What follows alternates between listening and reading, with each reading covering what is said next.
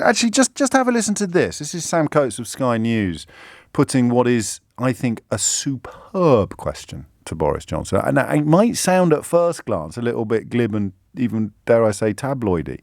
But this is a question built upon a deep understanding of the current political landscape and the seismic shift in relations between an American regime led by Donald Trump and American administration led by Joe Biden.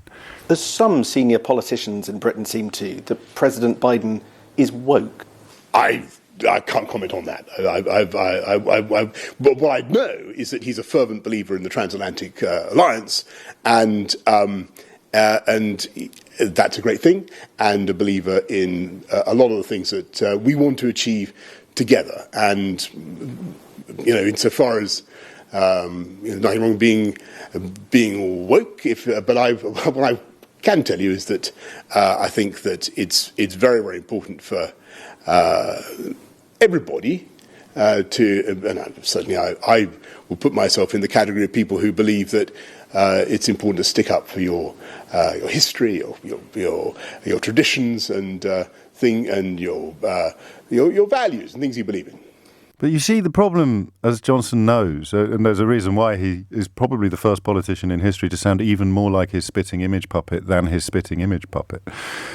But when he talks, sticking up for your history, well, what if elements of your history were reprehensible? How are you going to stick up for them?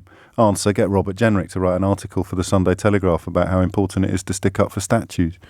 Bizarre, really.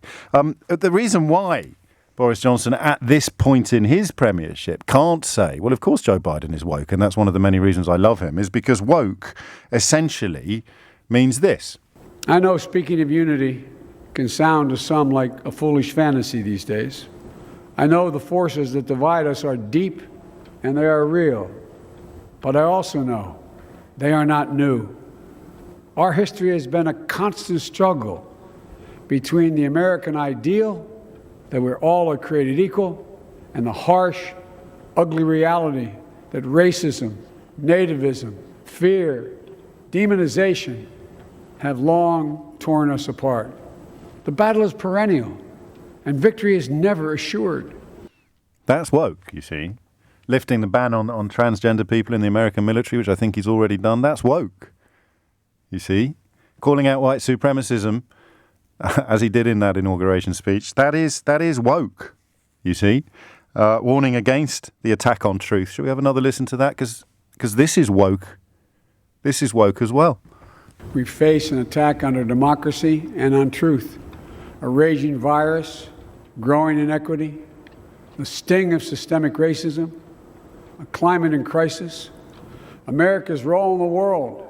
Any one of these would be enough to challenge us in profound ways. But the fact is, we face them all at once, presenting this nation with one of the gravest responsibilities we've had. Now we're going to be tested. Are we going to step up? That's woke, you see. That's why Boris Johnson can't answer the question about whether Joe Biden is woke, because his government is built upon the polar opposite of what Joe Biden is describing. Oh, and this is woke as well. Democracy is fragile. And at this hour, my friends, democracy has prevailed. So now, on this hallowed ground where just a few days ago, violence sought to shake the Capitol's very foundation, we come together as one nation, under God, indivisible, to carry out the peaceful transfer of power as we have for more than 2 centuries. As we look ahead, So that's all woke. So now you've heard that, the attack upon racism, the attack upon lies, the attacks upon truth. Now listen again to Boris Johnson answering the question about whether he thinks Joe Biden is woke, and understand completely why he falls apart so spectacularly. I'm going to use that line again. I'm quite pleased with it. Probably the only politician in history that sounds more like his spitting image puppet than his spitting image puppet does.